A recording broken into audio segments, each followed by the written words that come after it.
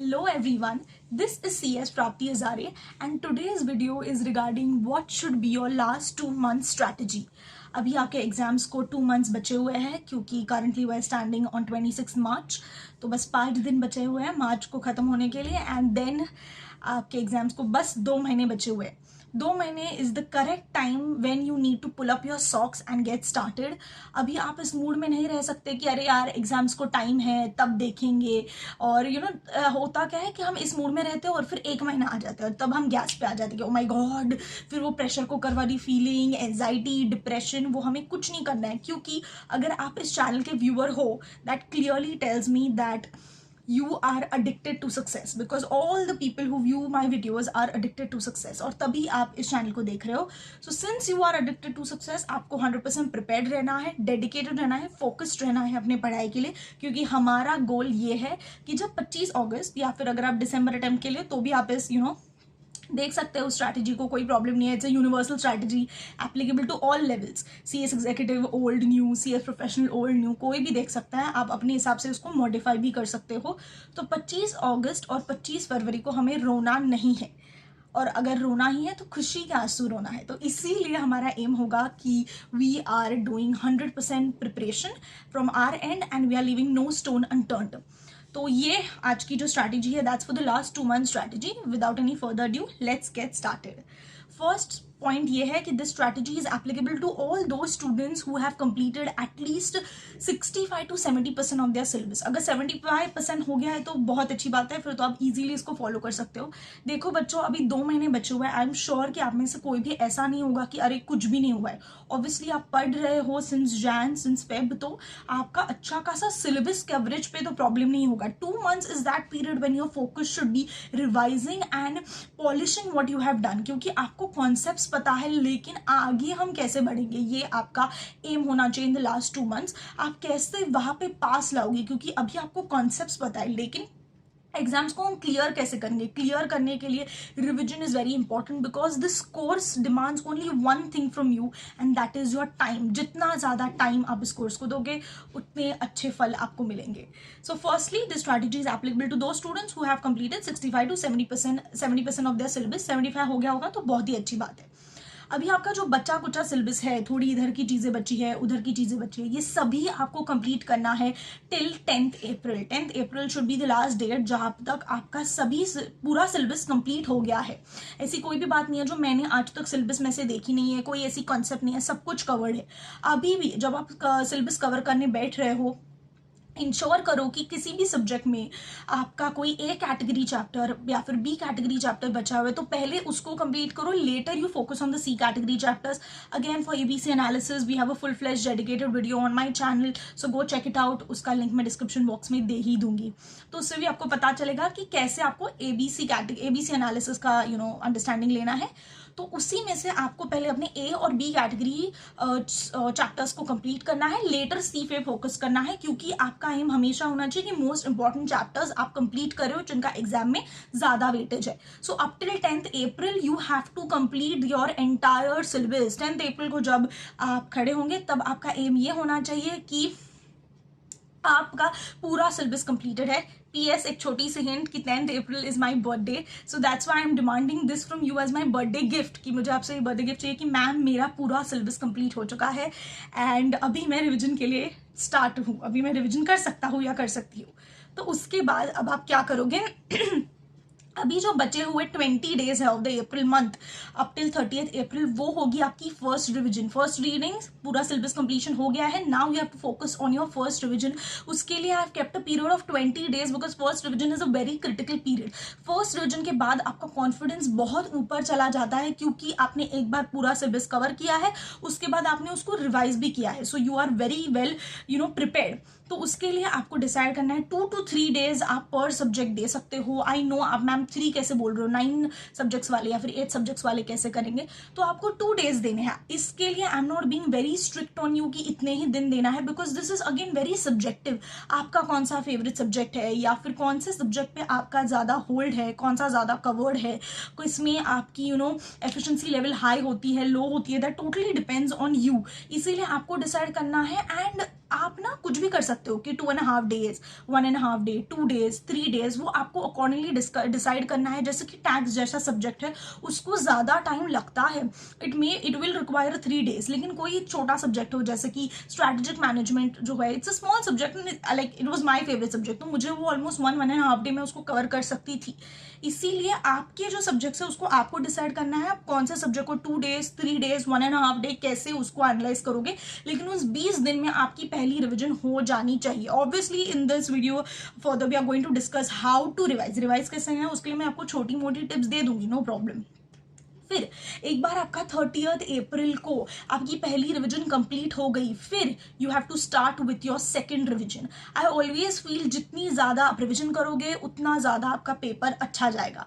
तो आपकी जो सेकंड रिवीजन है उसके लिए मैं आपको अगेन 15 डेज दे रही हूँ, that is up till 15th मई, 1 मई टू 15 मई में आपकी सेकंड रिवीजन हो जानी चाहिए, जिसमें again you can give 2 days for each subject. 7 subjects वालों को तो कोई प्रॉब्लम नहीं होना चाहिए। वापस मैं 2 दिन दे रही हूँ, मैं I am not getting you guys on 1 day, क्योंकि मुझे ऐसा लगता है कि जितनी आपका टाइम जितना कम होता है ना उतना प्रॉब्लम होता है। सो 2 दिन आप चाहिए तो 1.5 डेज भी कर सकते हो, अकॉर्डिंगली एडजस्ट करना है, लेकिन उन 15 दिन में आपकी दूसरी रिविजन हो जानी चाहिए। उसके बाद from 16th May to 29th मई में आपकी हो जाएगी third revision.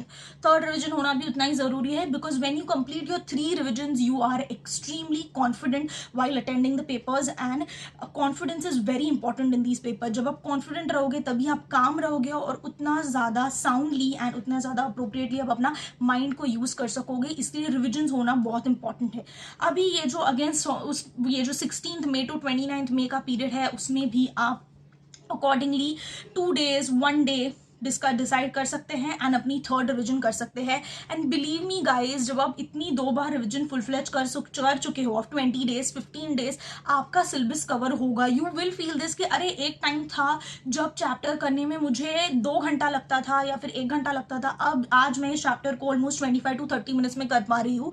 And this is what we want. जब मैं बोल रही हूँ 3 रिविजन, इसका मतलब है with each revision your time needs to be reduce. मैंने मेरे पिछले वीडियो में भी कहा था कि with each revision your time needs to be reduce. जितना टाइम कम होगा इसका मतलब आप प्रोग्रेस कर रहे हो, उतनी ज्यादा चीजें आपको समझ आ रही है, उतना ज्यादा आप लर्न कर पा रहे हो। लर्न मतलब आपको चीजें याद रह रही है, ठीक है।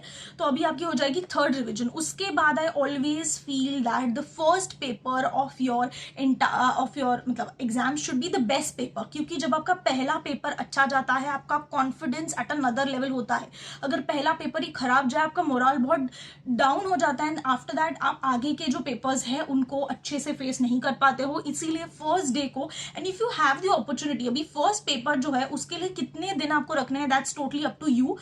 ये अपॉर्चुनिटी आपको दी गई है, उसके लिए कोई छुट्टी नहीं, क्योंकि वही फर्स्ट पेपर है। तो आई ऑलवेज फील, एंड मैं ये खुद कर दी थी, I to keep 3 days for the first paper. 2 days मत रखो, फिर दूसरे दिन पे ना बहुत प्रेशर आता है। और ऊपर से कैसे होता है, आई ऑलवेज फील जब फर्स्ट डे, कोई भी चीज का फर्स्ट डे होता है आप बहुत डरते हो, एग्जाम्स भी हो आपको डर लगेगा, it's very common to feel the anxiety, the pressure. तो इसके लिए फर्स्ट पेपर के लिए आपका प्रिपरेशन बहुत अच्छा होना चाहिए, इसीलिए हमने 3 डेज रखे हैं, 30th, 31st, and since these times the exams have postponed to and they are starting from 2 June, 1 जून भी ऐड किया गया है अपने फर्स्ट पेपर को रिवाइज करने के लिए। लास्ट के 3 डेज हमने रखे हैं only to revise the first paper. उसमें आपको कोई भी ऑल्टरेशन नहीं करना है, फर्स्ट पेपर को 3 दिन मिलने ही चाहिए, तभी आप उसको अच्छे से प्रिपेयर कर सकोगे। So this is about the strategy for the last 2 months. अभी रिवाइज कैसे करना है उसके लिए भी छोटे मोटे टिप्स हैं। रिविजन आपकी स्ट्रेट ऑर्डर में जानी चाहिए, फर्स्ट, सेकेंड, थर्ड, फोर्थ, इसी ऑर्डर में आपको रिवाइज करते हुए जाना है, कोई भी ऑल्टरेशन नहीं करना है। You need to target 1 group at a time, don't make this mistake, मुझे ग्रुप 1 का ये सब्जेक्ट पसंद है, ग्रुप 2 का वो पसंद है और फिर से ग्रुप 1, ऐसे करके आप एक वक्त पे एक ग्रुप को टारगेट नहीं कर रहे हो। You need to target 1 group at a time. जब आप रिवाइज कर रहे हो सीरीज में, मतलब आप पहले 6 दिन दो, तो उसी में आप सिर्फ ग्रुप 1 का प्रिपरेशन कर रहे हो। If you are student of C S professional old syllabus, तो आपके पास तो 3 ग्रुप्स है, तो आपको अकॉर्डिंगली ग्रुप्स को टारगेट करना है, 1 ग्रुप एट अ टाइम। जब आप किसी सब्जेक्ट को पढ़ते हो, उसका अगला सब्जेक्ट उसी ग्रुप का होना चाहिए। एक बार आपने उस ग्रुप के सभी सब्जेक्ट्स को कवर कर लिया, फिर आप दूसरे ग्रुप पे जाओगे, बिकॉज आपको ग्रुप को क्लियर करना है, उसमें आपको पास होना है। इसीलिए you need to cover 1 group at a time, target 1 group at a time. जब आप पढ़ रहे हो, उसी के सब्जेक्ट्स क्रोनोलॉजिकली जाने चाहिए हर ग्रुप के। Next 2 to 3 subjects per day is a very good target. आप 4 तो कर ही नहीं सकते हो, दैट्स इम्पॉसिबल, बिकॉज क्या होता है कि सब्जेक्ट्स छोटे नहीं है, ये कोई बच्चों की पढ़ाई नहीं है, बहुत बड़े अच्छे बच्चे इस चीज को पढ़ते हैं। इसीलिए 2 to 3 days is a good target. उसमें से practical subjects like corporate accounting, financial management, tax आपको डेली करना है, तभी आपको उसकी हैबिट रहेगी, and that's when you can be confident in those subjects, specially tax. तो उसमें आपको प्रैक्टिकल सब्जेक्ट्स रोज सॉल्व करने हैं। तो उसके अलावा आप 2 सब्जेक्ट्स को इजीली कर सकते हो, इट्स वेरी मच डूएबल। ज्यादा सब्जेक्ट्स को एक दिन में करने का टारगेट मत लो, क्योंकि क्या होता है कि आप ज्यादा टाइम अलोकेट नहीं कर सकते हो। Again, if you are a student like me who likes to do only 1 subject at a time, मुझे बस एक ही सब्जेक्ट करना पसंद था, तो आप वैसे भी कर सकते हो, but just ensure that you are not getting frustrated और irritated when you are doing your revision. Students, you need to remember कि कहीं पे भी आप फ्रस्ट्रेट या फिर इरिटेट नहीं हो रहे हो। आपको देखना है कि जब मैं सुबह ये सब्जेक्ट करने बैठती हूँ, मेरी एफिशिएंसी कैसी होती है। अभी सिंपल एग्जाम्पल, जब गवर्नेंस का जो सब्जेक्ट है सी एस प्रोफेशनल का, हम in C S professional old syllabus, it was a subject which you need to literally learn, तो बहुत उसमें थोड़ा सा फ्रस्ट्रेशन आना बहुत ऑब्वियस है। तो इसलिए मैंने खुद एक बार डिसाइड किया था कि आज पूरा दिन मैं गवर्नेंस करूंगी, लेकिन आई रियलाइज कि मैंने sat in the morning at 10 o'clock, my efficiency and my speed was very high, but वही स्पीड जब मैं रात को एक रात या फिर शाम को 7 बजे 6 बजे, वो बहुत स्लो हो गया था। जो चैप्टर सुबह मेरा 2 घंटे में हो रहा था, अभी मुझे 3 से 4 घंटे लग रहे हैं। तो मुझे समझ आ रहा है कि अरे, कहीं पे तो मेरी एफिशिएंसी लेवल डाउन हो रही है। It is a clear indication that you need to change the subject, and this is totally as per your decision. अभी ये आपको अंडरस्टैंड करना है कि अरे, मुझे इतना टाइम लग रहा है, कैसे आपकी एफिशिएंसी और कैसे आपका टाइम कम से कम यूज होगा, कैसे आप स्मार्ट वर्क करोगे, जो मैंने पिछले वीडियो में कहा था, वो आपको इंश्योर करना बहुत जरूरी है। इसलिए आपको डिसाइड करना है आप कितने सब्जेक्ट्स पर डे लोगे। It's okay to do 1 subject at a time if you are a student like me, no problem, लेकिन उसमें आपको चेक करना है कहीं पे भी आपकी एफिशिएंसी डाउन नहीं हो रही हो। एंड लास्टली, एक सिंपल सा टाइम टेबल आपके लिए, हर एक बच्चे का अपना टाइम टेबल होता है, अगर आप उसको फॉलो कर रहे हो no problem, this is a time table which I formulated for myself, कि आपका डेली टाइम टेबल कैसे होना चाहिए। इसको आप अपने उठने के, खाने के, सोने के टाइम पे मॉडिफाई कर सकते हो। जैसे कि if you ask me, I was a night owl, मुझे रात को पढ़ना बहुत पसंद था, और मुझे अभी भी मैं रात को ही पढ़ती हूँ। तो इसीलिए इट्स वेरी इंपॉर्टेंट, मतलब विच एवर द कोर्सेज, तो इसलिए इट्स वेरी इंपॉर्टेंट कि आप ये एनालाइज करो, are you an early bird, are you an night owl, आप क्या हो, ये आपको डिसाइड करना है, और आपको उस हिसाब से इस टाइम टेबल को मॉडिफाई करना है। जैसे कि पहला स्लॉट जो होगा वो आपका 4 घंटे का होगा, from 8 o'clock to 12 o'clock in the morning. It's a very nice period, morning का टाइम है, हश हश का, सभी लोग काम कर रहे हैं, तो उसमें आपका 4 घंटे का आउटपुट निकलना चाहिए। Now you have to decide आप कौन सी टेक्निक, प्रोमोडारो टेक्निक भी आप फॉलो कर सकते हो, that's totally up to you, that's why this is what you need to decide, कि 8 से 12 आपका पहला स्लॉट होगा ऑफ 4 hours। उसके बाद 12 to 1:30 it will be break, आप ब्रेक लोगे, उसमें आप खाना खाओगे, चिल करोगे, टीवी देखोगे, फोन को हाथ नहीं लगाना है। You always need to ensure कि आप फोन को नहीं हाथ लगा रहे हो, because it's a very big distraction और आपका बहुत टाइम वेस्ट होता है। तो फोन को हमें फेंक देना है बाजू में, आपको नहीं ध्यान देना है उस पर। उसके बाद 1:30 to 5:30 is another period of 4 hours, जिसमें आपका वापस 4 घंटे का आउटपुट निकलना चाहिए। दोपहर का समय है, please now these are simple things, ज्यादा राइस मत खाना, आपको नींद आ जाएगी। छोटी छोटी चीजें हैं, लेकिन आपको अगर चाहिए तो आप 12 to 12:45 तक खाना खा के थोड़ी देर नींद भी ले सकते हो, कोई प्रॉब्लम नहीं है। To take a cat nap, it's absolutely okay. आपको कहीं पे भी खुद को एग्जॉस्ट नहीं करना है। It should be a very fun process, it's a very fun journey, और उसको हमें एंजॉय करना है, क्योंकि आगे जाके यही बातें याद आएंगी। सो उसके लिए 1:30 to 5:30 आपका नेक्स्ट 4 hours का आउटपुट निकल गया। 5:30 to 6:30 is a break period, शाम का नाश्ता, चिल, कुछ भी कर सकते हो, बुक पढ़ना, music, whatever you want to do. After that again 6:30 to 9:30 3 hours का आउटपुट आपका निकलेगा। उसके बाद आपको मैंने डिनर का टाइम दे दिया है कि आप खाना खाने जा सकते हो, उसके बाद मैंने कुछ टाइम टेबल आपके लिए स्पेसिफिकली रखा नहीं है, अभी आप पे डिसाइड करते हैं। उसके बाद भी कुछ बच्चे चाहे तो 1.5 आवर्स का आउटपुट निकाल सकते हैं, जिससे आपका total study hours per day हो जाएंगे 11 to 12.5 hours. And it's very important that you realize students की इतने घंटे पढ़ना ज़रूरी है। मैं ये नहीं कहती if you are able to manage everything in 8 hours it's absolutely fine, लेकिन लास्ट 2 मंथ्स में जितना आप ज़्यादा पढ़ोगे उतना ही अच्छा होगा एंड तभी जाके उधर पास आएगा। बहुत मेहनत करनी पड़ती है और यही उस मेहनत का जर्नी है जो आप इस लास्ट 2 मंथ्स में करोगे। इस स्ट्रैटेजी को, इस टाइम टेबल को आप अपने हिसाब से मॉडिफाई करो। और इसके रिगार्डिंग अगर आपके और भी कोई डाउट्स है, please let me know in the comment section below. All the best, do well, make your parents proud because it is a great feeling when you add the prefix of CS. And don't forget to do the usual, that is like, share, subscribe and follow me on Insta at cs.prapti.hazare.